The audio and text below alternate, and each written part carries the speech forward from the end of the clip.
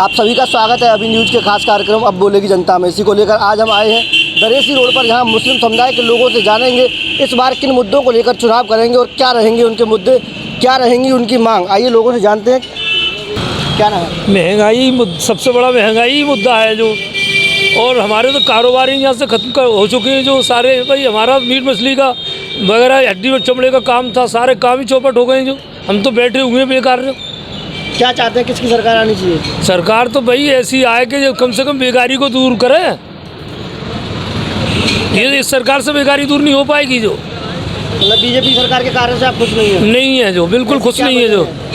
यही है कि जो बेकारी ज़्यादा है जो, और क्या धंधे रोजगारी सारे खत्म कर दिए परिवार। लेकिन बीजेपी सरकार कह रही है जो हमारी सरकार ने काम किया वो अभी तक ऐसा विकास कार्य हुआ नहीं है। साहब सरकार तो ऐसा ही कहेंगी और क्या कहेंगी जो। तो आप क्या चाहते हैं, किसकी सरकार इस बार बननी चाहिए, क्या मुद्दे रहेंगे? सरकार तो अखिलेश जी की आई रही है जो अब, और अखिलेश जी की सरकार आनी है इस बार। अखिलेश जी की आनी? जी हाँ जो, बिल्कुल आएगी। आपको ऐसा लगता है? ऐसा लगता है बिल्कुल जो, बिल्कुल आएगी। तो क्या आपकी अपेक्षा रहेंगी सरकार से, जो भी सरकार आए? क्या? हाँ, उम्मीदें तो ऐसी है कुछ जो, उम्मीदें तो ऐसी हैं जो। जी क्या नाम है आपका? असलम नाम है सर। क्या चाहते हैं कि कैसी सरकार? सर शहर का विकास होना चाहिए। इस समय बेरोज़गार लोगों को काम मिलना चाहिए।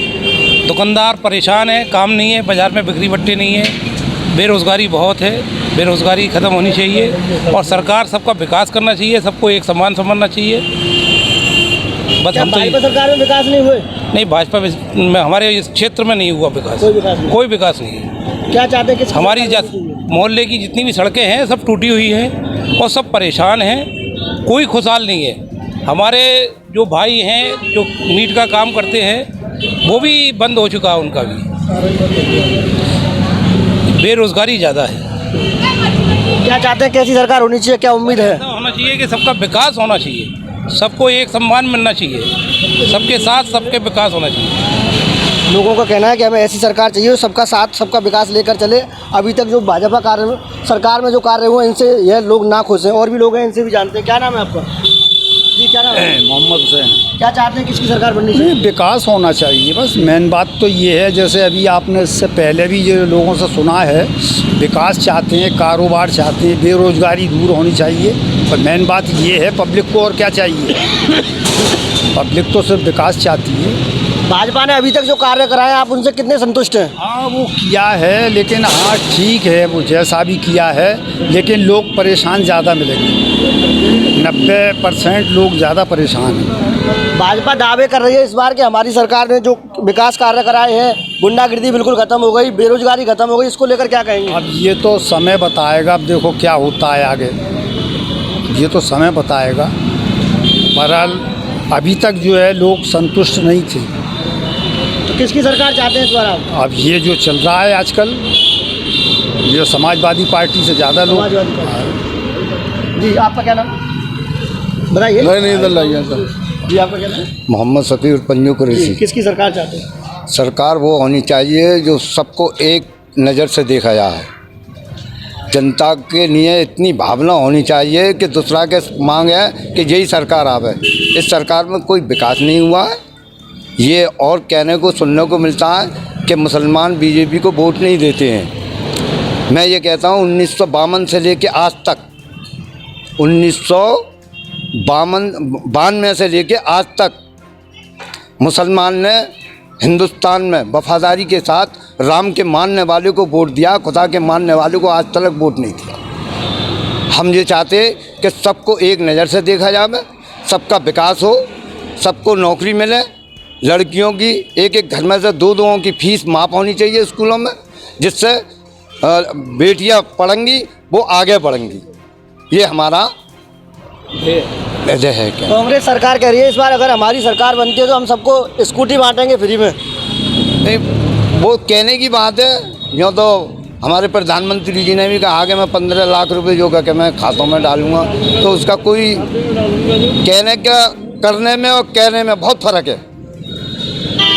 ऊर्जा मंत्री जी ने किसानों के जो कृषि के बिल हैं वो आधे कर दिए हैं, इस बारे में क्या कहेंगे? नहीं, उन्होंने अखिलेश ने तो बिल्कुल ही 300 यूनिट फ्री कर दिए।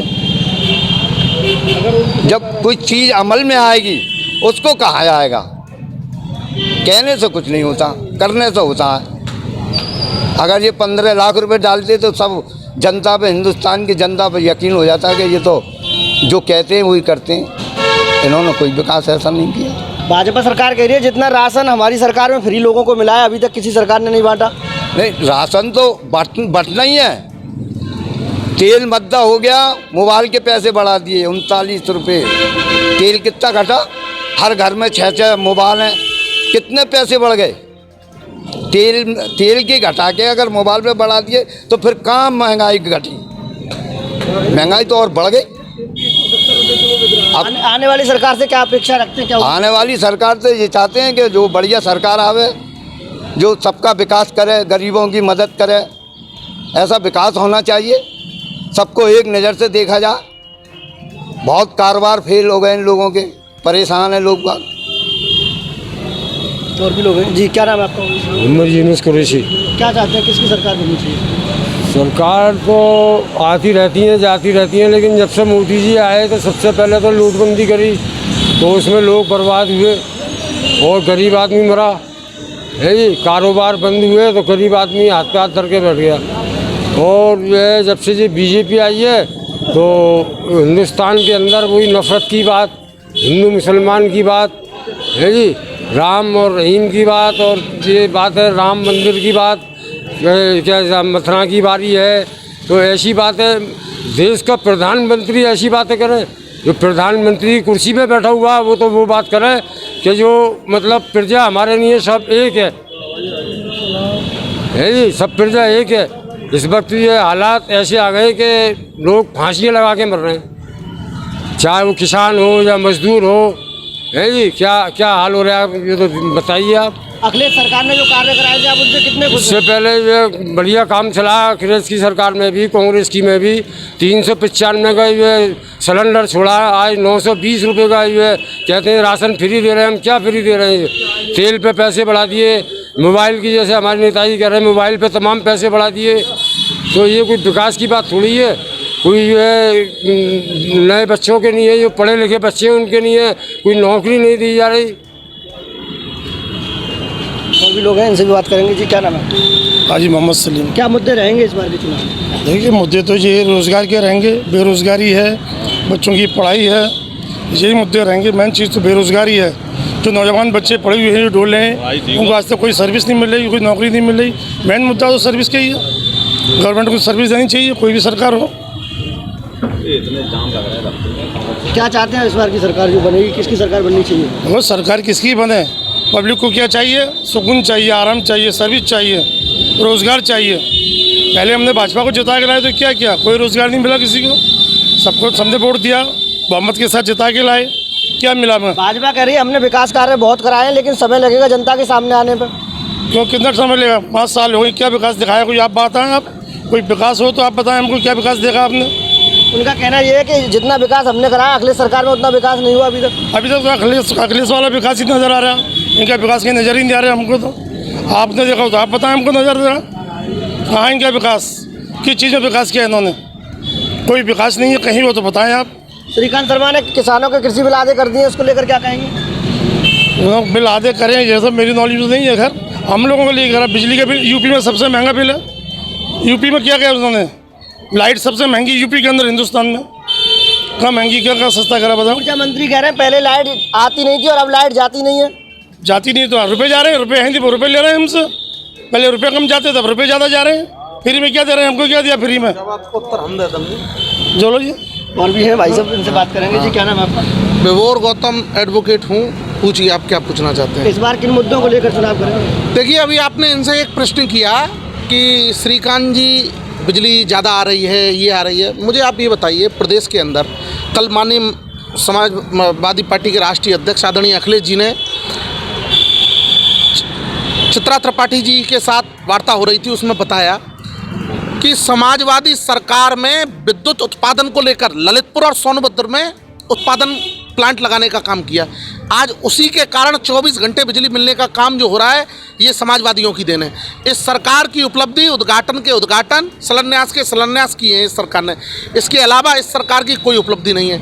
और एक बात मेरे प्रिय साथी ने अभी कहा, पूरे हिंदुस्तान के अंदर अगर सबसे ज़्यादा महंगी बिजली है तो उत्तर प्रदेश के अंदर है। और एक बात और मैं कह देना चाहता हूँ, आपने देख लिया होगा शहर में तो भी ये भाजपा ही अपने आप को सुरक्षित महसूस कर रहे हैं, दिख रहे हैं। गांव में गांव की जनता इनको दौड़ा दौड़ा कर कूटने का काम कर रही है। और आश्चर्य ना हो आने वाली सरकार समाजवादी पार्टी की हो रही है और 400 विधायक उत्तर प्रदेश के अंदर समाजवादी पार्टी के जीतेंगे। भाजपा कह रही है इस बार और भी ज़्यादा भारी बहुमत से जीतेंगी। हवा है, मैं आपसे कह रहा हूँ, आज तक के इतिहास में आप बताइए, आप लोकतंत्र का चौथा स्तंभ पत्रकारों, आपने आज तक कभी एक सेकंड आपने कभी ऐसा सुना कि गांव में प्रत्याशी जा रहा है, गांव में भाजपा के नेता जा रहे हैं, उनके गले में जूतों की माला डल रही है, पिटाई हो रही है, इतना आक्रोश आज़ादी से आज तक का इतिहास में आप लोकतंत्र का चौथा स्तंभ में आप आज तक आपने देखा हो तो मुझे बताइए, जहां भारतीय जनता पार्टी के नेतागणों को जूतों से पीटने का काम जनता कर रही है और खदेड़ रही है गांव में। तो मैं आपको विश्वास दिला रहा हूं आने वाली सरकार समाजवादी पार्टी की होगी, क्योंकि समाज का ऐसा कोई वर्ग नहीं है जिसके लिए समाजवादी सरकार ने काम नहीं किया हो। चाहे छात्र हो, नौजवान हो, छात्रों को लैपटॉप देने का काम किया, नौजवानों के लिए जो बेरोजगार नौजवान थे उनको बेरोजगारी भत्ता देने का काम समाजवादी सरकार में हुआ, गरीब कन्याओं को कन्या विद्याधन देने का काम समाजवादी सरकार में हुआ। आज कोरोना काल में आपने देखा होगा कि समाजवादी पार्टी की देन, चाहे 100 नंबर की गाड़ी हो, चाहे एम्बुलेंस हो, कोविड काल में यही गाड़ियां सड़कों पर दौड़ती नजर आई। आपने देखा होगा कि पुलिस को जो 100 नंबर की गाड़ी देने का काम अखिलेश जी ने किया, उसी ने कोरोना काल में एक गरीब जो कोरोना से दम तोड़ रहा था उसको हॉस्पिटल पहुंचाने का काम किया।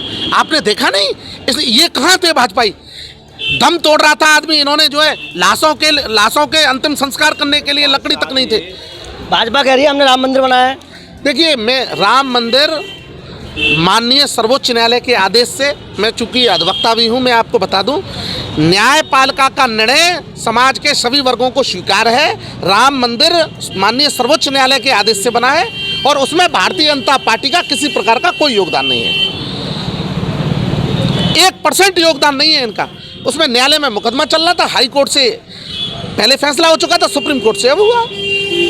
ये है। तो किसकी सरकार बनेगी इस बार? समाजवादियों की बनेगी। समाज जनता जान गई है, जनता जान गई है ये झूठे लोग हैं, झूठ बोलते हैं, झूठ बोल के राजकारण करते हैं और फिर पूरे 5 साल जनता के लिए फोन नहीं उठाते ये लोग। आप ये देखिए, ये जितने लोग भारतीय जनता पार्टी के विधायक इस्तीफा दे के गए हैं, क्षेत्र की जनता उनसे ये पूछने, जब वो जनता में जाने लायक उनकी स्थिति नहीं है, इसलिए समाजवादी पार्टी में उनका कहना है कि इस बार पहले जो गठबंधन हुआ था वो इससे भी बड़ा था, इस बार तो कुछ भी नहीं होना। देखिए, गठबंधन मैं उस मुद्दे पे नहीं जाऊंगा। माननीय राष्ट्रीय अध्यक्ष जी ने कहा कि बड़े राजनीतिक दलों से हमारा जो गठबंधन हुआ उसका जो अनुभव था वो अच्छा नहीं रहा। चूंकि हम समाजवादी लोग हैं, हमारे पास बूथ पे कार्यकर्ता है, हमारे पास नेता है, हमारे पास प्रत्याशी हैं, ऐसी एकमात्र पार्टी है उत्तर प्रदेश के अंदर कि जिसकी टिकट लेने के लिए 20-20, 30-30 एक विधानसभा पे मथुरा शहर की सीट पर 15 आवेदक प्रत्याशी थे। हमारे यहाँ भारतीय जनता पार्टी से टिकट लेने वालों का नंबर नहीं है, आदमी नहीं है। हमारे पास 15 हर एक विधानसभा में 15-15, 20-20 लोग लाइन लगा के बैठे हुए हैं टिकट के लिए। तो हमारे चूंकि हमने काम किया है। लोग कह रहे हैं क्या यहाँ लोकल स्थानीय आपके पास नेता नहीं था कोई जो बाहर से प्रत्याशी को आपने टिकट? अच्छा, आप ऐसी बात करते हैं, आप बाहर से कह रहे हैं। मुझे आप ये बताइए, मथुरा जनपद आज सन 2000 से 98 से पहले सादाबाद विधानसभा मथुरा जनपद का हिस्सा थी। मथुरा शहर मुख्यालय था सादाबाद का।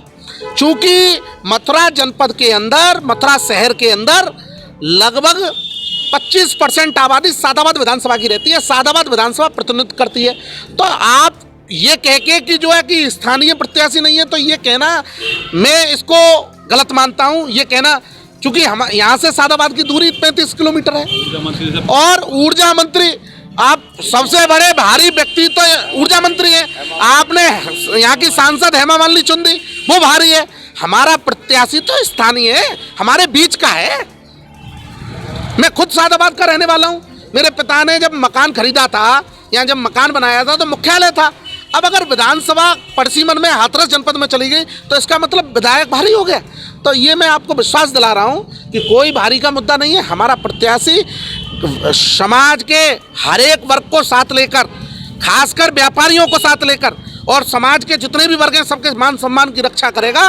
और उन्होंने प्रण लिया है कि दबे कुचले समाज के शोषित वंचित अल्पसंख्यक के साथ खड़े हुए हैं और मजबूती से खड़े रहेंगे। जी क्या नाम है भाई साहब? मेरा नाम शिवदीप अग्रवाल है, जनपद मथुरा से। इस बार किन मुद्दों को लेकर चुनाव करें? देखो, भारतीय जनता पार्टी जिन मुद्दों को लेकर सत्ता में आई कि किसानों को अपनी उपज का लाभकारी मूल्य मिले और नौजवानों को रोजगार मिले और काला धन वो वापस आए हैं, और यहाँ का जो मजदूर किसान व्यापारी है उसे जो है सुविधा मिले, इस तरह के ये झूठे वायदे देकर सत्ता में आई। और सत्ता में आने के बाद ये लोग अपने वादा भूल गए। ये लोग सत्ते के नशे में इतने पागल हो गए, ना तो गांव देहातों में गए, ना लोगों से मिले। और जब जो कोई पीड़ित इनके परिवार के इनके दरवाजे पर द्वार पे आया तो उन्होंने उनको वहाँ उपेक्षित करने का काम किया, उन्हें निरादर करने का काम किया। आज आप देखिए, ये भारतीय जनता पार्टी के लिए गांव देहातों में जा रहे हैं। इनके साथ जो ठोको नीति हो रही है वो क्यों हो रही है? क्योंकि इनके द्वार पे जो लोग आए कभी उन्होंने उनका सम्मान नहीं किया, उनकी समस्या का निदान नहीं किया, और ये सत्ता के नशे में ऐसे पागल रहे और पूरे प्रदेश भर में उगाही करते रही। और उस कारण से ये लोग इनके साथ दुर्व्यवहार हो रहा है। लेकिन समाजवादी पार्टी के राष्ट्रीय अध्यक्ष माननीय अखिलेश यादव जी 2012 में सरकार में सत्ता में रही तो जो मैन्युफैक्चर में उन्होंने घोषणा की थी वो सारी घोषणाएं उन्होंने पूरी की। उन्होंने किसानों को 5 लाख रुपए का बीमा देने का काम किया कि आकस्मिक दुर्घटना में मृत्यु हो जाए। इसी तरह व्यापारियों का जो आकस्मिक मृत्यु हो जाए तो 5 लाख रुपए का बीमा देने का काम किया। जगह जगह मंडियां बनाई गई, किसान का जैसे अपने लाभकारी उपज मूल्य मिलता रहे। और अल्पसंख्यक लोगों के लिए विशेषकर उन्होंने पैकेज दिया जिसमें उनकी बेटियां पढ़े लिखे सत्ते के नशे में इतने पागल हो गए, ना तो गाँव देहातों में गए, ना लोगों से मिले। और जब जो कोई पीड़ित इनके परिवार के इनके दरवाजे पर द्वार पे आया तो उन्होंने उनको वहाँ उपेक्षित करने का काम किया, उन्हें निरादर करने का काम किया।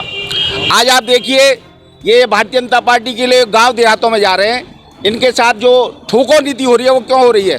क्योंकि इनके द्वार पे जो लोग आए कभी उन्होंने उनका सम्मान नहीं किया, उनकी समस्या का निदान नहीं किया, और ये सत्ता के नशे में ऐसे पागल रहे और पूरे प्रदेश भर में उगाही करते रही। और उस कारण से ये लोग इनके साथ दुर्व्यवहार हो रहा है। लेकिन समाजवादी पार्टी के राष्ट्रीय अध्यक्ष माननीय अखिलेश यादव जी 2012 में सरकार में सत्ता में रही तो जो मैन्युफैक्चर में उन्होंने घोषणा की थी वो सारी घोषणाएं उन्होंने पूरी की। उन्होंने किसानों को 5 लाख रुपए का बीमा देने का काम किया कि आकस्मिक दुर्घटना में मृत्यु हो जाए। इसी तरह व्यापारियों का जो आकस्मिक मृत्यु हो जाए तो 5 लाख रुपए का बीमा देने का काम किया। जगह जगह मंडियां बनाई गई, किसान का जैसे अपने लाभकारी उपज मूल्य मिलता रहे। और अल्पसंख्यक लोगों के लिए विशेषकर उन्होंने पैकेज दिया जिसमें उनकी बेटियां पढ़े लिखे। जब बेटियां अगर पढ़ती लिखती हैं तो 2 परिवार शिक्षित होते हैं, और 2 परिवार यहाँ शिक्षित होते हैं, राष्ट्र और समाज मजबूत होता है। ऐसा काम उन्होंने काम किया। लेकिन ये भारतीय जनता पार्टी जो आज पूरे 7 और 8 वर्ष से जब से केंद्र में आए, ये लोग नफरत की राजनीति करते हैं। हिंदू मुसलमानों में एक नफरत की खाई को बढ़ाने का काम कर रहे हैं। भाईचारा लाने का इन्होंने काम करना चाहिए, समाज को जोड़ने का काम करना चाहिए। मंदिर और मस्जिद के नाम पर ये लोग तोड़ने का काम करते हैं। समाज का कोई आदमी ये नहीं चाहता कि मंदिर नहीं बने, कोई समाज का कोई आदमी नहीं चाहता कहीं मस्जिद बने तो मस्जिद ना बने। लेकिन ये इस तरह की भ्रांतियाँ फैलाते हैं जिससे कि समाज में नफरत की दीवार बढ़े। आज समाजवादी पार्टी जिन मुद्दों को लेकर सत्ता में जा रही है, जनता के चुनावी दंगल में उतर रही है। सबसे पहले कि हम यहाँ के जो किसान लोग हैं उनकी उपज का लाभकारी मूल्य नहीं मिला। आप देखिए, भारतीय जनता पार्टी की सरकार जब सत्ता में आई 8 साल पहले, किसानों का धान मंडियों में 30 से 35 रुपये 3500 रुपये प्रति कुंटल बिक रहा था। लेकिन इनकी सरकार आते ही वो धान 1500 से 2000 रुपये कुंटल बिका। और साथ ही साथ बीजेपी वालों ने क्या अफवाह पूरे देश में फैला दी कि जो चावल है वो अरब कंट्रीज में जाता है, और अरब कंट्रीज वाले मोदी से नफरत करते हैं, और नफरत करने का धान जो मद्दा बिक रहा है इसलिए चावल नहीं बिक रहा है। जब आज किसान सड़कों पर उतर गया और दिल्ली को घेर लिया तो आज 3500 रुपये कुंटल क्यों बिका? ये बड़े बड़े उद्योगपति और धन्ना सेठ के माध्यम से किसानों को, मजदूरों को और छोटे छोटे मजले व्यापारियों को लूटने का काम करते रहे। ओपस केयर ऑप्टिशियन लेकर आया है आपके लिए नोवा नॉटिका, BV असीता, gold star, let's code brand के चश्मे, और यहाँ पर लेंस भी उपलब्ध हैं जिसमें Crizal, UV Nova Transition, Nova Vision, RX Labs जैसे लेंस उपलब्ध हैं। स्पेशल स्कीम भी उपलब्ध है 999 में complete specs with blue cut lens power. तो आज ही आए Opus Care optician, first floor Arena Wellness, opposite Moti Manzil, main gate, Radhika Vihar, phase 2, Mathura.